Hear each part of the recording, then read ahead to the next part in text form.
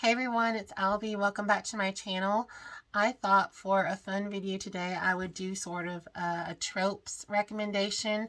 I did do an Instagram poll on my Instagram, which is also Albie Reading Romance, and I was asked to do Marriage of Convenience, which is really ironic because this week I've read two books that had a Marriage of Convenience trope. I'm going to go ahead and show off this one since I just did a review on it, and the cover is on my tablet, and that is Brutal Prince by Sophie Lark.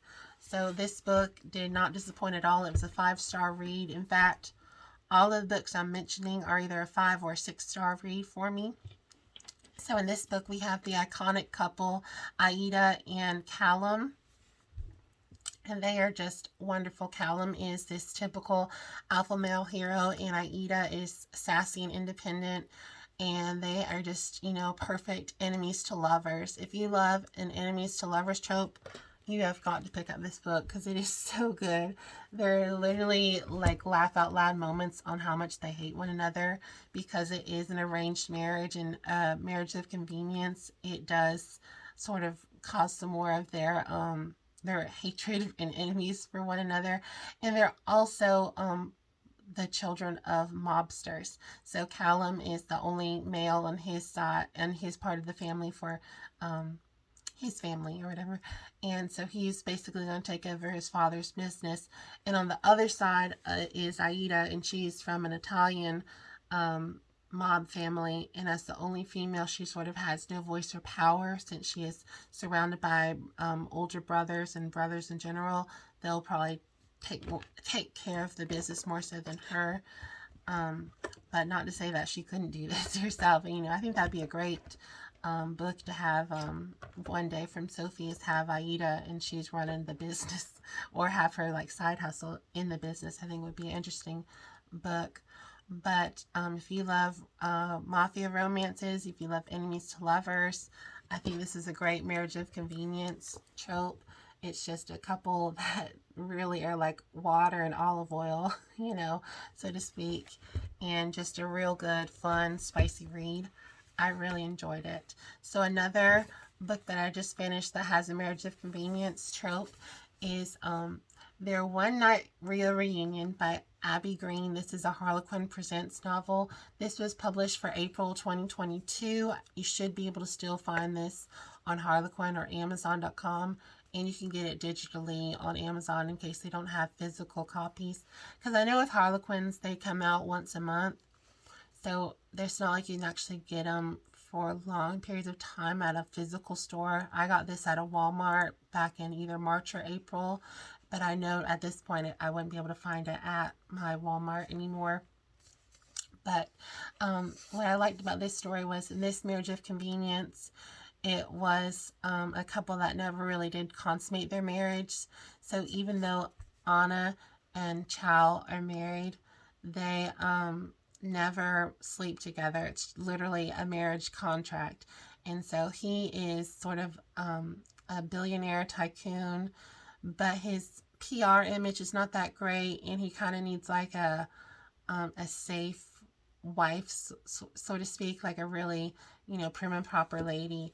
And so Anna's father is like, hey, why don't you and my daughter sort of do this marriage contract, and you can give her some money and our family some money because they're in financial trouble, and she can sort of help your image because she's so such a goody goody. She's not like this like drugged out supermodel or something like that, so she has this really good image. So I think that would help, so to speak. So that was a really fun trope, and it does have another trope of like sharing one bed, because there is a situation where Anna and Chow have to be secretly relocated because of a security breach, I believe.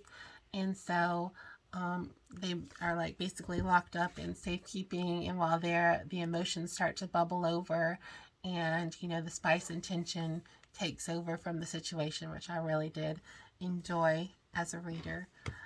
So that was another lovely marriage of convenience novel or trope that I think you'd really also enjoy. This is one that I read in 2021, I believe, And I haven't seen a lot of people talk about this book, but it was one of my favorites from last year. And this is How to Survive a Scandal by Samara Parrish. I'm not sure if this is, I think this is in a series, but I couldn't tell. Here's a picture of our author on the back.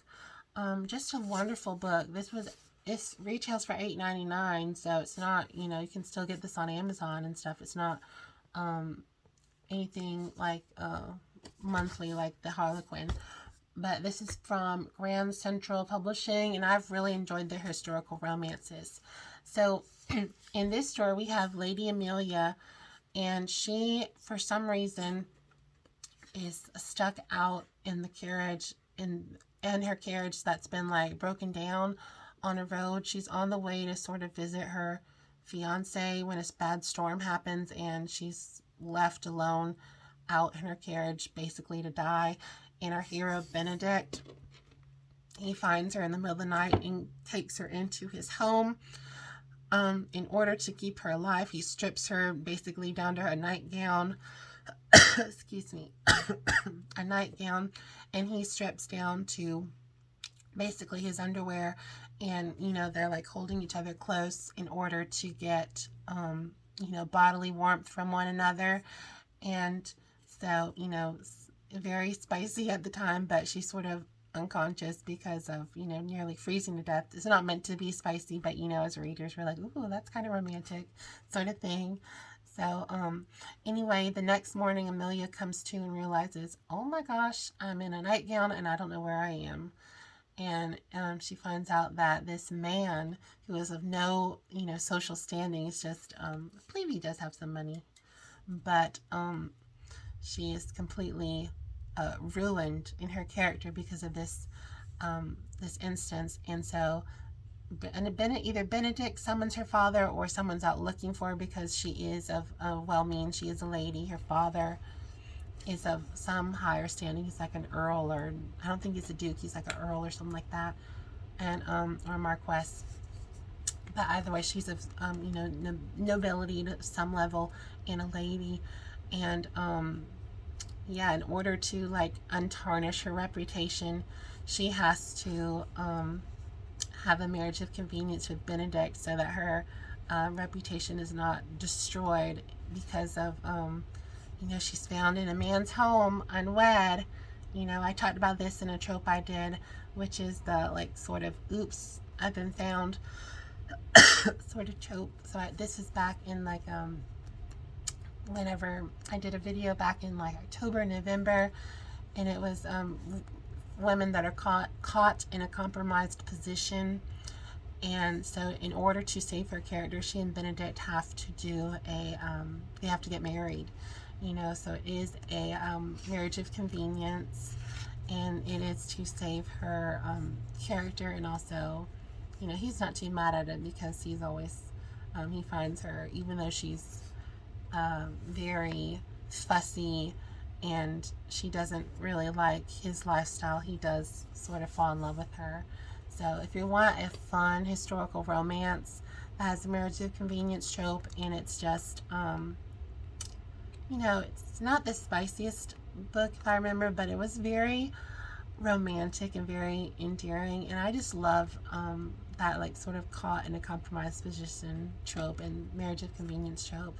So if you're looking for a historical romance that has this trope, I would highly recommend How to Survive a Scandal by Samara Parrish. It was one of my favorite books of 2021.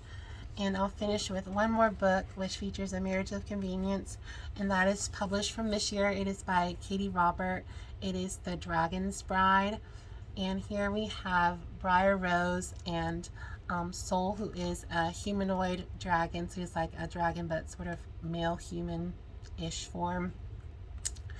And Briar Rose goes into a marriage contract with a demon. This is a Deal with a Demon novel. And so she decides to enter this marriage contract to get away from her abusive husband. And so, what's his name? It's like Alazar? The demon's name. I can't remember his name. It's like Azazel. Sorry, my voice. I'm still getting over some sickness. But Azazel is the demon, and he has a marriage contract. You know, all you have to do is be go to this magical land and be married to or auctioned off to a demon. You don't even know if you're going to get a dragon or a vampire or a gargoyle or a sulka, what you're going to sort of get into. And so she signs her marriage contract to enter a marriage of convenience and meets her dragon husband soul. And I really like this book. This was a 6-star read for me. It is quite short. It comes in at less than 185 pages, so very, very short. It is spicy. It's definitely for a mature, audience, so to speak. But absolutely love this cover. Katie Robert was inspired by 1980s clinch covers, and I think the illustrator, who is Anna Moshak, and the cover design, Elizabeth Turner Stokes, they did such a wonderful job bringing that element to this story, and absolutely loved it. So yeah, if you love like Beauty and the Beast vibes, this is a great book to pick up, because I mean, Beauty and the Beast and the original excuse me, the original text, I believe, is sort of it kind of is a marriage of convenience, even though they don't really get married. The whole point is for the beast to get true love. And I watched, I think her name is Jen Campbell, and she does videos on YouTube, which are like the histories behind the fairy tale. And the story of Beauty and the Beast was I don't know if is it considered allegory? I can't remember. But Beauty and the Beast was written for young girls to be like sort of okay with the idea of having an arranged marriage. And you might not like your husband at first. He might be this beastly, brooding man, but you sort of come together and learn how to work it out and love one another. And that's literally why Beauty and the Beast was written. It was sort of meant for children, specifically young girls, to be like, okay, you might have to go and marry a grumpy man, and you just gotta try to work it out for the best, and hopefully you find some things you both share and enjoy together. That's literally why it was written. So I mean, you can check out that video. There's a bunch of videos like on histories of fairy tales, but that's essentially why Beauty and the Beast was written. So it's basically arranged marriages are marriage of convenience. So there you go, bringing it full circle. Well, here was my short little, well, short-ish, short for me, recommendation video. We had, sorry, the pages are getting messed up.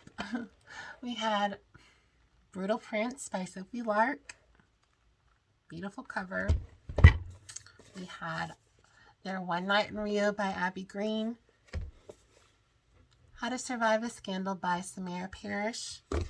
And The Dragon's Bride by Katie Robert. These were all wonderful marriage of convenience books. They range between a 5 and a 6-star read for me, and that's 5 to 6 out of 5, not out of 10.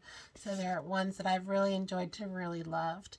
I hope you enjoyed this video. If you have any other trope videos you'd like me to do, please let me know in the comment section or on my Instagram.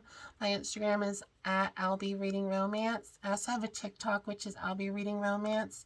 I'm not that active on TikTok just because there was a lot of drama on TikTok not too long ago, and I'm not as creative in that sense of short reels that a lot of other people are really good at. And I like to focus my strengths where I think I'm good at, and I think that's on YouTube. I think I have a pretty good personality, as people tend to think of themselves. But either way, I digress.